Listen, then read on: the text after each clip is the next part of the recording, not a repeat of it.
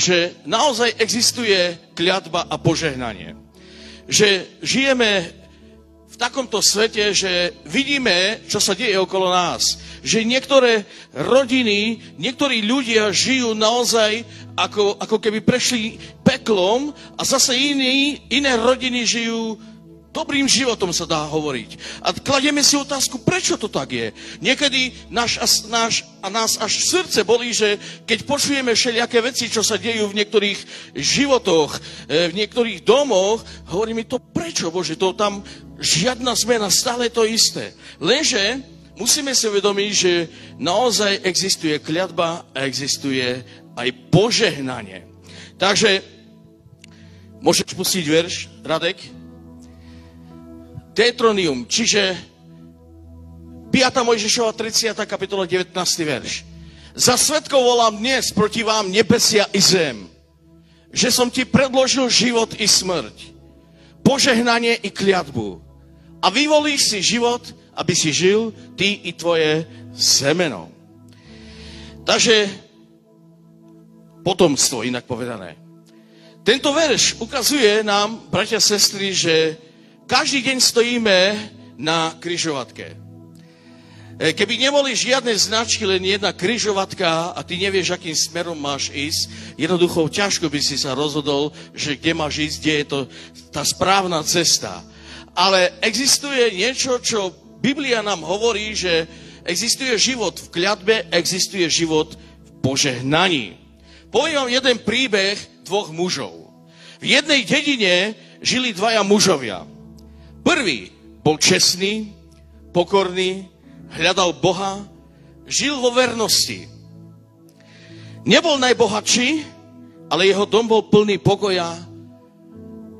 Jeho dom bol taký, že ho deti počúvali, ctili si ho, rešpektovali. A keď zomrel, celá dedina na ňo spomínala ako na dobrého človeka s úctou. Druhý človek v tej istej dedine, prefíkaný, hľadal len seba, klamal, kradol, zrázal priateľov. Mal veľa peňazí, ale jeho rodina sa rozpadla.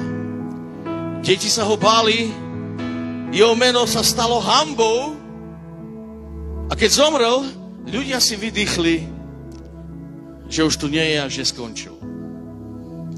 Jeden muž zvolil si cestu požehnania a druhý si zvolil cestu kľatba. Bratia, sestry, každý jeden človek má právo vybrať si cestu. Každý má právo počuť evanjelium. Každý má právo prísť a slobodu k živému Bohu. Jedine on má moc zmeniť život človeka z minusu na plus. Ale čo prináša požehnanie? Alebo čo je požehnanie? Lebo dneska ľudia v tomto svete požehnanie celkom inak si predstavujú, celkom inak to chápu. Ale čo je požehnanie? Požehnanie znamená Božiu priazeň, otvorené dvere, ochranu, pokoj v srdci, radosť v rodine, vnútornú istotu. Príslovie 10.22 hovorí, požehnanie Hospodinovo obohacuje a nepridáva k nemu trápenia. A čo je kľatba? Alebo čo prináša kľatbu? Nešťastie, chaos, prázdnotu, hriech, ktorý ničí vzťahy, zdravie a budúcnosť.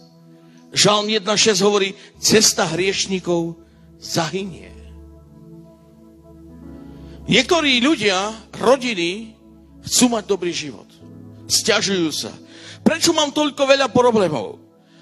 Prečo stále problém za problémom, všelijaké katastrofy prichádzajú, pohromy do môjho života, do mojej rodiny? Jednoducho, dávajú si túto otázku a problém je tam, že oni neprichádzajú ku Ježišovi Kristovi. Lebo kľatba je tam, kde nie je Boh. Viete, prečo v pekle ľudia hovorí Biblia, že tam budú škrípať zubami, tam budú jednoducho žiť v strachu. Tam je strašné miesto, tak to opisuje Biblia. Viete prečo? Lebo tam Boh nie je. Boh v pekle nie je. A preto ľudia tam trpia. A v každej rodine, kde Boh nie je, tam ľudia jednoducho môžu sa pretvárať, že všetko je OK. Ale jednoducho ty si nebol tak stvorený. Aby si bol bez Boha šťastný. Možno chvíľkovo. Ale ak chceš naozaj trvalé a práve šťastie, pravú radosť vo svojom živote, Pán Ježiš Kristus bol daný Bohom na to, aby ty si ho prijal, otvoril si mu dvere a vtedy on naplní tvoju prázdnotu, tvoj nepokoj sa zmení na pokoj, tvoj smútok sa zmení na radosť a ja verím tomu. Lebo určite aj vy, ktorí ste žili bez Boha, určite ste prechádzali životom, ktorý nebol, dá sa hovoriť, že super. Ani teraz nemáme, hovoríme, že super život, ale stále, keď prichádzajú problémy, ideme k Bohu a on nás naplňa pokojom a radosťou. Lenže naozaj bez Boha život znamená, že ty kráčaš a ty nevieš, kde kráčaš. Lebo si duchovne slepý. Takže požehnania a kľatby sú reálne a človek môže svoj život zachrániť alebo zatratiť. A naozaj, je to tak. Človek môže svoj život zachrániť alebo zatratiť. A nielen svoj, ale celé svojej rodiny. Viete o tom, bratia a sestry, že jednoducho nielen svoj, ale celý svojej rodiny. Manželka, deti a tak ďalej. Boh sa dal nám spoznať. Boh zmenil naše zmýšľanie. Boh zmenil naše srdcia. My už jednoducho celkom inak hľadíme na tento svet, na život, ako tí, ktorí nepoznajú Ježiša Krista. A možno pre niektorých môžeme vyzerať ako hlupáci, ako nejakí fanatici, ale nie. Naozaj, to je ten pravý zmysel života, keď uveríš Ježiša Krista a začneš ho nasledovať. Nemusíš byť milionár, ale budeš mať hojnosť, dostatok. Budeš mať pokoj v rodine. Viete o tom, že jednoducho môžeš mať všetko, ale keď doma máš, obrazne hovorím, peklo. Stále hadanie, bijú sa. Čo je to za život? A čo robia ľudia? Keď stále sa hádajú v dome, keď jednoducho hrešia, nadávajú, keď nerozprávajú so sebou, čo je to za život? Idú piť a potom jednoducho ničia. Hriech je to, čo ničí manželstvo, ničí celú rodinu. A preto Boh nám dáva múdrosť. Povedz so mnou múdrosť. Ako máme žiť? Keby sme nepoznali Ježiša, keby sme nepoznali Božie slovo, skrze ktoré žijeme, snažíme sa aplikovať do svojho života Božie slovo a cez ňu žijeme, lebo slovo Božie je naozaj najlepšia múdrosť pre tvoje kroky. Veríš tomu? A preto, koľkokrát hovoríš, pýtam sa ťa, ako veriaceho, koľkokrát hovoríš, nie to, čo ja chcem, ale to, čo hovorí Božie slovo. Zapieraš sa. Ale keď si nepoznal Pána, keď si nečítal Bibliu, toto si nevedel povedať, nechcem, neurobím. Ale teraz poznáš Božie slovo. Poznáš Božie slovo. A hovoríš nie. Na hriech hovoríš nie. Na zlé hovoríš nie. Vieš, čo je Božia voľa. Poznáš Božie slovo. Vieš jednoducho rozlíšiť pravdu od lží. Od klamstva. Každý jeden život bez Ježíša Krista je v rebelstve proti Bohu. Veríte tomu? Každý jeden život. Ale človek má právo na lepší život. A byť v Božom požehnaní. Ale mnohokrát, ako som už spomenul, Božie požehnanie sú zastavené. Kvôli hriechu, kvôli neposlušnosti. Keď niekto počuje buď poslušný, tak to je najväčší problém. Najväčší problém je byť poslušný.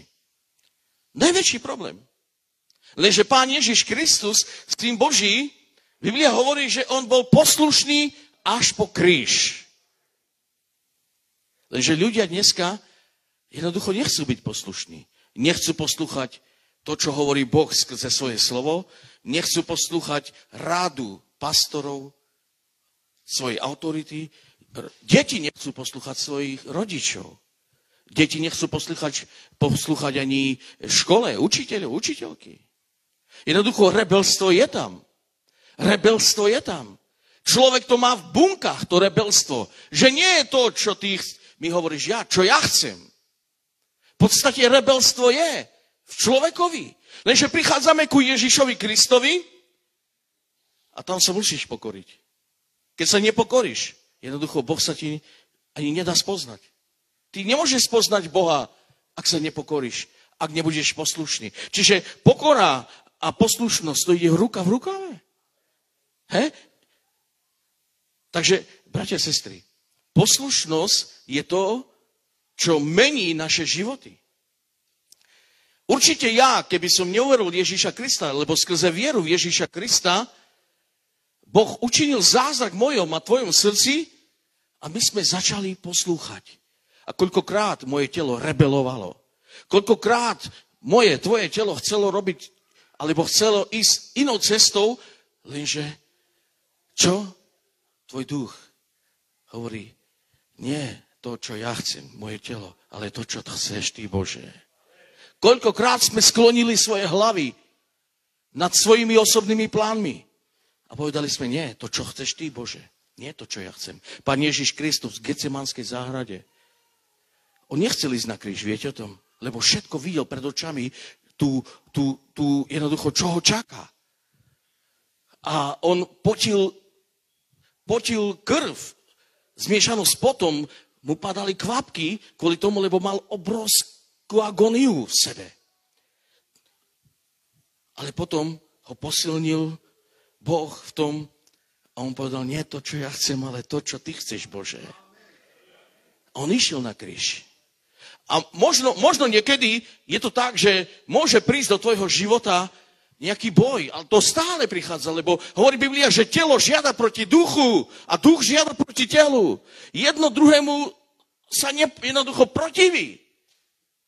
Chápete? Biblia hovorí, že by sme nežili podľa tela, lebo ak budete žiť podľa tela, zomriete. Ale len tí, ktorí sú vedení Duchom Svätým, tí sú synmi a dcérami Božími. Takže ak chceme naozaj žiť podľa Božej voli, musíme byť vedení Duchom Svätým a v pokore, poslušnosti. Bože, ty hovoríš toto. A toto chcem aplikovať do svojho života. Skrze toto chcem žiť. Nie skrze to, ako svet žije. Možno to je to tvoj vlastný brat, a možno vlastná sestra, možno tvoje deti, rodičia. Ak jednoducho môžu ísť iným smerom, ale ty jednoducho buď poslušný Božiemu slovu.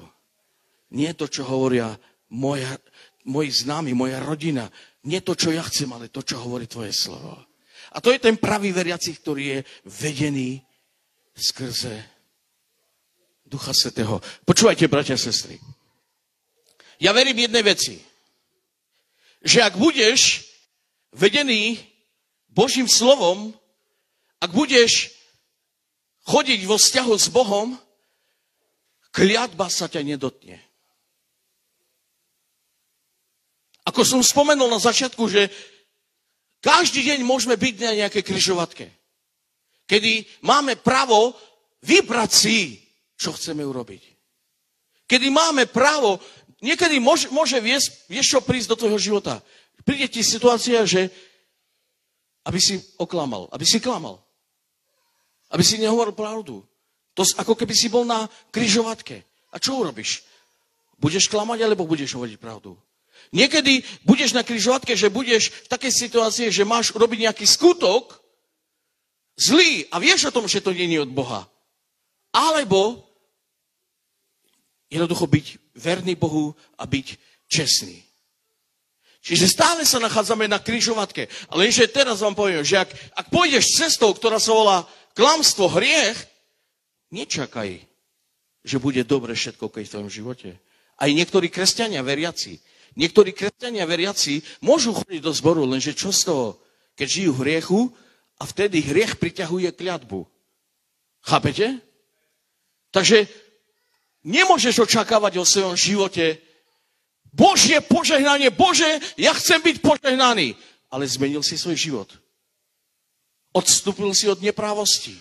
Lebo Božie požehnanie prichádza na toho človeka, ktorý žije v posvetení, v počestnosti. Nedá sa. Dnes volám za svedkov proti vám nebesia i zem. Predložil som vám život i smrť, požehnanie i kľatbu. Vyvol si teda život, aby si zostal nažive aj so svojím potomstvom. Jednoducho, niektoré rodiny túžia sa mať dobre, ale bez toho, aby si neodstúpil od hriechu, nefunguje to. Nefunguje to.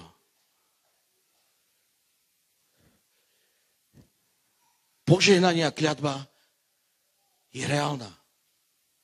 Niektorí ľudia, možno tvoji vlastní, sú pod kľatbou. Ale ty si pod požehnaním. Lebo si sa dal cestou Božou. Mnoho ľudí okolo nás je pod kľatbou. Poviem vám niečo, bratia a sestry. Niekedy prichádza nejaká choroba. Nestále je to tak, že choroba je ako keby dôvod kľatby.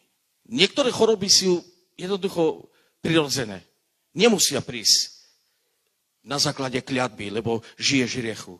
Ale niektoré áno. Zapamätajte si. Koľkokrát niektorí ľudia boli u lekára na vyšetrení a nevedia príčinu.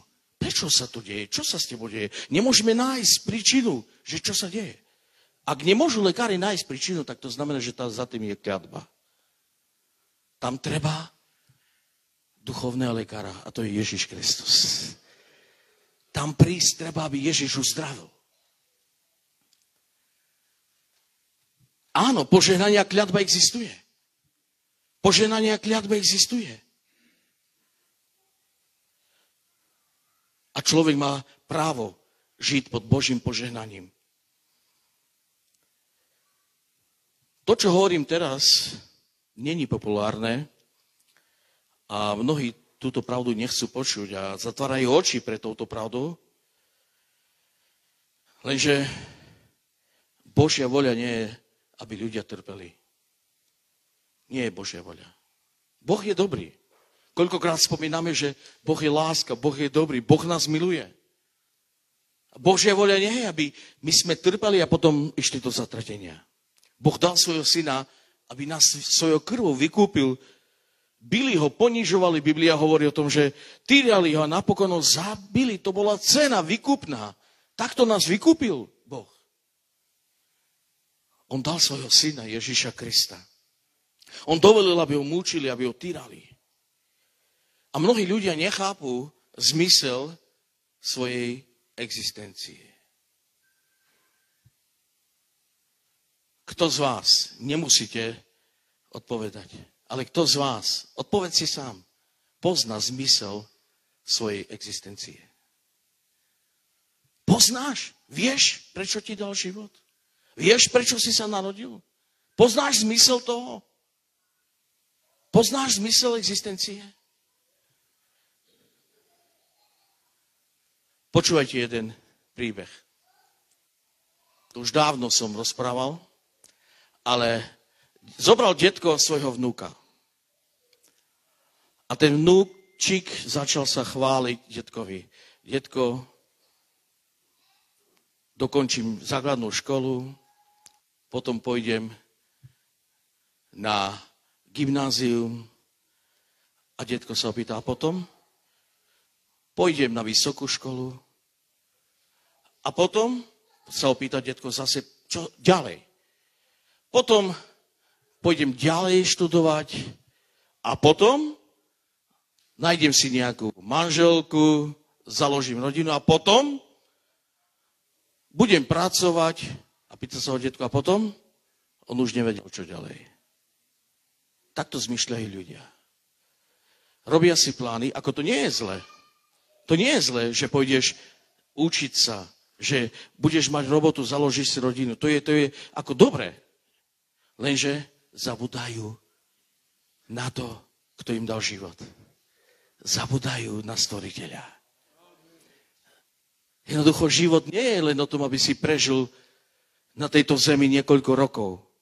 Život je viac, aby si mal večný život. Môžeš na to povedať amen? Takže mnoho ľudí nepozná svoju existenciu. Že prečo sa narodil, prečo žije. Čo je zmyslom tvojho života a môjho? Múdri ľudia, Romanec, Bachtalemanúša, so springiarde o zmysel svojej existencie. Zmysel. Boh nám jednoducho nedal čas na tejto zemi, aby sme žili nezávisle od Boha. Mnoho ľudí žije nezávisle od Boha. Viete čo? Počúvajte, bratia a sestry. Najväčším hriechom je, keď ľudia hovoria, nepotrebujem Boha. Chcú žiť nezávisle od Boha. To je najväčší hriech. Ale Boh nám nedal ani život preto, aby sme sa každý deň opíjali. Je to tak? To nie je zmysel. Akurát to zničí tvoj život, tvoj charakter. Boh nám nedal život ani preto, aby jednoducho sme sa hádali každý deň s manželom, s manželkou, pili, hrali automaty. To nie je zmysel života. To je diablová pasca, ako zničiť rodinu, ako ťa dostať na psychiatriu. Tu sme, a de sám práve peniale. Takže Boh nám nedal život, aby sme po ňom šľapali.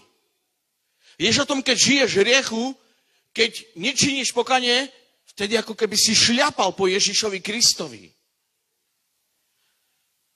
Boh nám dal jeden život. A diabol ti ho chce zničiť. Diabol ti ho chce zničiť. Nedovoľ mu. Nedovoľ, aby tvoja duša skončila v zatratení. Nedovoľ, aby duše tvojej rodiny skončili v zatratení. Ale buď múdry. Zastav svoju cestu. Ktorí z vás to urobili? Že zastavili svoju cestu a prijali Pánovu. Mesačova Mirodrom. Zastavuje moje cestu. Chápete? To je práve kresťanstvo. To je zmysel života. To znamená, že stáneš ráno, ideš do roboty, ale vieš, že si s Pánom. Stále si s Pánom. Stále. Jednoducho nežiješ pre seba. Žiješ pre Pána, jednoducho staráš sa o rodinu. A to je ten zmysel, ale očakávaš niečo lepšie od Boha. Takže hriech je ten najväčší problém. Hriech, tá podstata, v ktorej sme sa všetci narodili, je ten najväčší problém, lebo hriech človeka odvracia od Boha a zanecháva prázdnotu. Poviem vám jeden príbeh, ale aby som nezabudol. Ale naozaj to je silný. Trošku odbočím od témy, ale naozaj to sa ma dotklo. Počúvajte. V Írsku jeden starší kazateľ, Šunen, išiel do jednej dielne, kde pracoval jeden muž z jeho komunity. A ten vedúci dielne bol sám v tej dielne, v tej miestnosti a on začal toto hovoriť. Veľmi som bol zanepráznený prácou. Robil som a nevnímal som okolie.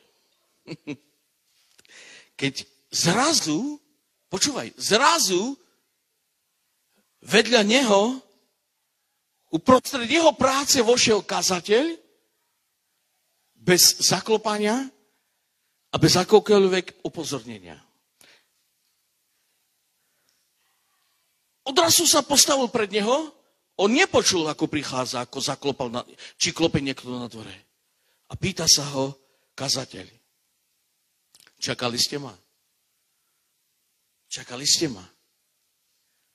Ten robotník hovorí, nie, pane, nečakal som to, ako ten robotník naznačil.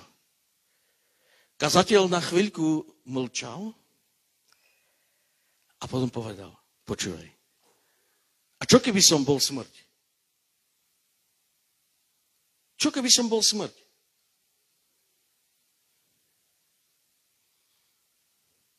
A potom sa otočil a odišiel z tej dielne. Ten vedúci dielne, ten robotník, toto všade začal rozprávať. A to ho prinútilo, aby sa zastavil, zamyslel nad svojím životom. A on sa obratil k Ježišovi, učinil pokánie vo svojom živote. Chápeš, o čo ide tu? Poviem po romsky. A nejak miestnosť, podýkavoj malo koacha, Lilian. A nejak miestnosť, keď las je k robotníko zbučí. A v kjaz za neprázdnimen, ojov navnimin las, aj našun las koával. Aj kvar ste pespašle ste zjavinul, alebo avel ačel, oda je kazateli z Pureder. A fučil ste rúžare jazman? Na, ovačilja sa te predaranđilja, skopažli ste kvar ste ačel. A parizajske peno, oda kazateli z ole robotnikovske. A so te u ljoma zomeriben. A so ta vľazu meriben akana. A gelezet. Pochopiren? O čo tu ide? Chápete, o čo tu ide? Buďte aj vy pripravení, lebo syn človeka príde v hodinu, o ktorej sa ani nenaznáte. Ľudia robia obrovské plány vo svojom živote. Džava kode, kirava kadá. Obrovské plány. Lenže tak ako ten robotník odrazu pri ňom stál ten kazateľ a nečakal ho a povedal mu, čo ho donútilo zamysleniu a zmenu svojho života, že a čo keby som bol smrť? To znamená, že smrť prichádza odrazu. Či je to mladý, starý, aj zdravý. Si pripravený na stretnutie s Pánom? Si pripravený sa stretnúť s Bohom? Mnoho ľudí naozaj žijú tak, že nerozmýšľajú na večnosť. A preto jednoducho je tu milosť Božia. Počúvajte, naozaj je milosť Božia medzi rómskym národom, že Boh si vyvolil aj náš národ, lebo medzi inými národmi už dávno kázali evanjelium služobníci Boží. Ale v tomto poslednom čase Boh sa nám aj takisto dal spoznať Rómom a my kážeme Ježišovi. Aj keď nie všetci chcú, nie všetci veria tomu. Mnohí nechcú len kvôli tomu, lebo sa im páči takýto život žiť v slobode, bez Boha. Môžu robiť, čo chcú, môžu ísť, kde chcú. Chápete? Páči sa mnohým ľuďom. Lenže to je život v kľadbe. Na určitý čas ti bude dobre. Lenže potom ťa to položí na koleno. Diabol ťa zničí. A viem, čo hovorím. Aj moja rodina. Moji vlastní žijú takýto život a diabol ich ničí. A mnohokrát počuli evanjelium, nechcú zmeniť sa. Nechcú žiť v poslušnosti, nechcú žiť Božím životom. Nechcú. Ale vážne, je to pravda. Oni si hovoria, takto je lepšie, lenže to je chvíľkové. Ale potom sa mení ich život, ich situácia. A včera je to, alebo predvčerom mi povedal môj brat, že už sa chcel zabiť. Vážne. Koľkí mali takéto myšlienky, ktorí naozaj nechcú prísť ku Kristovi, lebo nejaký čas si využívajú, je to dobré pre nich, ale potom diabol mení ich situáciu. Mení ich situáciu. A preto viem, čo hovorím, že existuje život v požehnaní, nemusíš byť milionár? Nemusíš. Nemusíš. To neznamená, že keď si požehnaný, že budeš mať všetko. Požehnanie znamená, že máš priazeň pri Bohu, že Boh ťa chráni, že máš pokoj, že máš nádej. On stále ti dá dostatok. Hoj na všetko. Ale nežiješ v depresii, nežiješ v strachu, bez nádejí. Chápete? Čo je požehnanie? Lenže čo diabol, alebo inak povedané ľudia vo svete, celkom inak sú nasmerovaní. Silou mocou chcú to, čo majú iní, aj za cenu, čo ja viem, za akú cenu. A potom sa dostávajú do veľkých problémov. A preto tento svet, keď hovorím svet, myslím tým systém tohoto sveta, duch tohoto sveta. A Biblia hovorí, že knieža tohoto sveta je diabol. On klame ľudí, on ich zamestnáva, on ich zaneprázdňuje, aby nemali čas na Boha. Bratia, sestry, koľkí Romovia bývajú tu v Prešove? Veľa. Prečo nie sú tu? Prečo nie sú tu? Lebo diabol ich zamestnáva inými vecami. Ale je to pravda. Je to pravda. Nepotrebuješ Boha, nepotrebuješ bohoslužbu. OK. Ale potom neklopaj Bohu na bránu, že chceš ísť do neba. Všetko, čo seješ, to budeš aj žať vo svojom živote. Keď my sa stretávame, bratia a sestry, každú nedeľu, to nerobíme žiadne komédie. My tu chválime Boha a my tu vyučujeme sa podľa Božieho slova. My tu neučíme, aby si kradol, aby si sa bil, aby si robil podvody. My tu vyučujeme, že aby sme žili v posvetení, aby sme žili vo vzťahu s Bohom, aby sme jednoducho, slovo Božie mení náš charakter. My máme moc, silu odpúšťať. Aj keď ti niekto ubliží, ty nepovieš mu nič, odpustíš mu. Skáďal to je, ak by si nepoznal Pána, ak by si nepoznal Božie slovo. Chápete?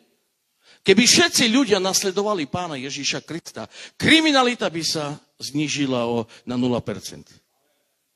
Ale to, že ľudia nepotrebujú Ježíša, tak duch tohoto sveta, inak povedané knieža, diabol, im dáva celkom inak zmýšľať. Jednoducho celkom iné vedenie. Mnoho ľudí jednoducho žije, ako keby boli otroci. Lenže my nie sme otroci.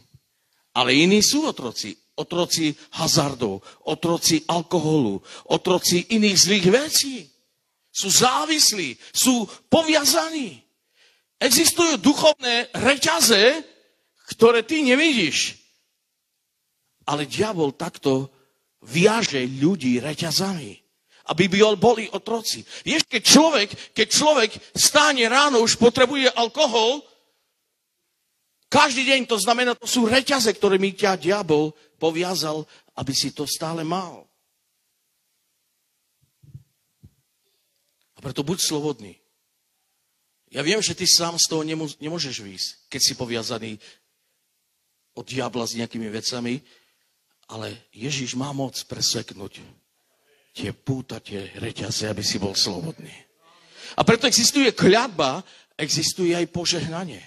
Existuje život v požehnaní, existuje život v kľatbe, v trápení. Mnohokrát som počul, keď ľudia hovorili, lepšie by malo zomrieť. No na čo budem žiť? Soskeď živava na Feder Temerov. Lebo takí zlí majú život. Vážne. Mnoho svedectiev bolo, že už niektorí ľudia už stáli na moste a už skočí do vody.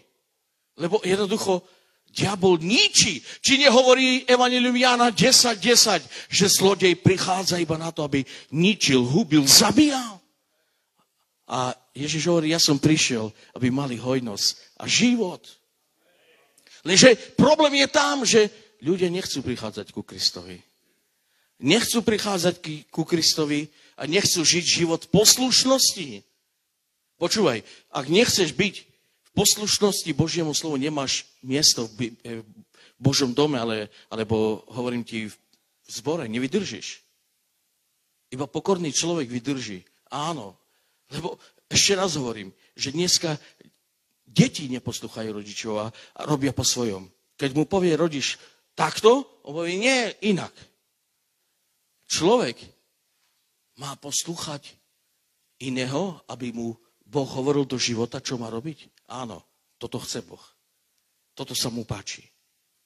Abraham uveril Bohu, posluchol a preto jednoducho Boh nevymazal jeho meno, ale urobil ho veľkým. Mojžiš a všetci, aj ty a ja. Pretože sme uverili v Boha a poslúchame ho. Kvôli tomu Boh drží svoju ruku nad tvojim, mojim životom. Áno, je to pravda. Božie požehnanie môžeš prežiť vo svojom živote len vtedy, keď budeš vo vzťahu s Bohom. Blízko Boha. Ak nie si pri Pánovi, automaticky jednoducho si ďaleko. A vtedy, ako keby si vstúpil na územie diabla. Viete o tom, že existuje územie, kde je Pán, kráľ Ježiš Kristus? A existuje územie, kde je pánom ten zlý diabol.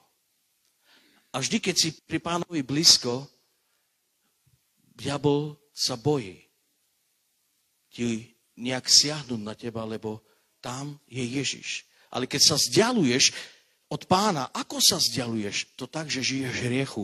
Hriech ťa oddeluje od Boha. A vtedy, keď si oddelený od Boha, vtedy prichádza kliatba na tvoj život, na tvoj dom. A ďalej hovorí v tomto, že ak dobre budeš robiť, všetky tieto požehnania prídu na tvoj dom, na tvoj život. Že nikdy jednoducho kobylky ti nebudú zožierať úrodu, že koryto nikdy nebude prázdne a tak ďalej a tak ďalej. Ale ak budeš dobre robiť, to znamená, že budeš poslúchať Boha. Poslušnosť je veľmi dôležitá. Na to, aby si prijal Božie požehnanie. Áno, som požehnaný. Nie som pod kliatbou, som pod požehnaním. Možno nemám tie milióny, ktoré ty máš, ale som šťastný, mám nádej, mám pokoj, mám radosť. A to sú veci, ktoré mnohí nemajú. Chápete, o čo tu ide? Halelúja, takže existuje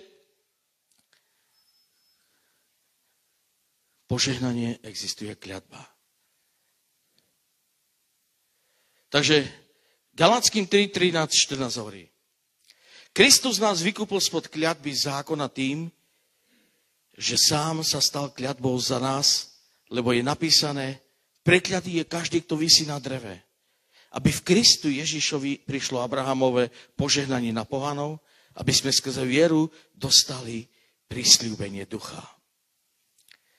Takže každý jeden človek má možnosť byť oslobodený od prirodzenej kliatby hriechu, a to tak, že prídu ku Kristovi. Izaiáš hovorí, že hľa, ruka Hospodinova nie je prikrátka, aby nepomohla zachrániť, ani jeho ucho nie je priťažké, to znamená hluché, aby nemohlo počuť. Krásny verš, mocný verš. Takže ruka Hospodina v Biblii často symbolizuje jeho moc, autoritu a schopnosť konať. Ruka Hospodinová. Je to Božia autorita. Moc. On je schopný konať. Mnohokrát my, ľudia, nie sme schopní, ale on stále je schopný. On je schopný konať. A ten výraz, že nie je prikrátka, znamená, že on je schopný Boh zasiahnuť v každej situácii a nič nie je mimo jeho dosah alebo schopnosť. A jeho ucho nie je priťažké, aby nepočul. A viete, čo to znamená? Že Božia pozornosť, schopnosť je stále počúvať, čiže Božie ucho predstavuje jeho pozornosť a schopnosť počúvať. Boh nikdy neodchádza na dovolenku. Jeho ucho stále je nasmerované ku nám. On je schopný stále počuť. Chápeš? Boh nás učí, aby sme aj my boli tí, ktorí radi počujeme iných. vypočuť si iných, modliť sa za nich. Lebo to je Božia podstata. Boh je taký dobrý, milujúci, že on nikdy nepovie, a už ma neotravuj. Už mám ťa dosť. Nie. Ešte raz počúvaj tento verš. Môžeš pustiť Izaiáš 59. 11.1.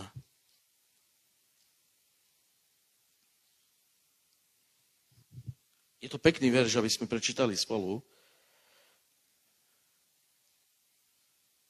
Čiže Izaiáš 59,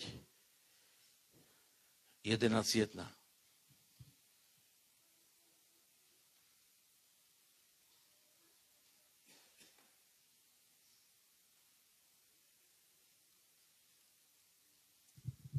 Ale?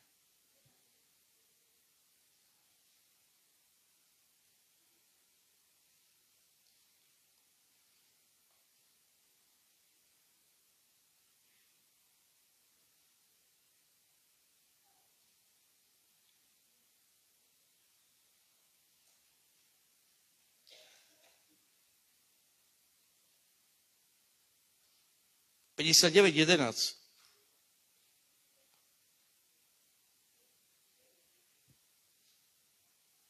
Dobre, 1. Pozri, ruka Hospodina nie je taká krátka, aby nemohla zachraňovať a jej ucho nie je také nedoslýchavé, že by nepočulo. Takže o tom tu hovorí, že naozaj Božie ucho predstavuje jeho pozornosť a schopnosť počúvať. A že nie je priťažké, znamená, že on nie je hluchý a ľahostajný k tvojmu volaniu. Keď budeš volať na k Bohu, on nikdy není ľahostajný. On stále ťa vypočuje. On jednoducho stále ti odpovie. Takže on má stále moc zachraňovať, či ide už o fyzickú záchranu, oslobodenie, alebo od nepriateľov, alebo duchovnú záchranu. Musíme veriť, bratia a sestry, naozaj, že Boh je reálny, požehnanie a kľatba sú reálne a ty, ako človek so slobodnou vôľou, ty ako človek, ako slobodná bytosť, máš právo voľby. Či žiť Božím životom, nad ktorým je Božie požehnanie, alebo žiť životom podľa seba, v tele, nad ktorým je kľatba. To je realita. To je pravda. A naozaj ľudia žijú dvoma spôsobmi. Nič v strede nie je. Čiže buď si v Kristovi, alebo si v Adamovi. Iná cesta, iný život neexistuje. Ale verím tomu, že naozaj v Kristovi Boh dokáže zmeniť tvoj život z minúcu na plus. Dokáže. On je mocný. Možno nie za jeden deň, ale postupne. Každým dňom bude Boh meniť tvoje zmyšľanie. Bude sa ti dariť, na čo položíš ruku. Bude sa ti dariť, kde stúpne tvoja noha, tvoje kroky. Chápete, o čo tu ide? Prečo? Lebo Božie požehnanie bude nad tvojim životom. Takže to je ten pravý život, pravý zmysel existencie, prečo nám dal Boh život.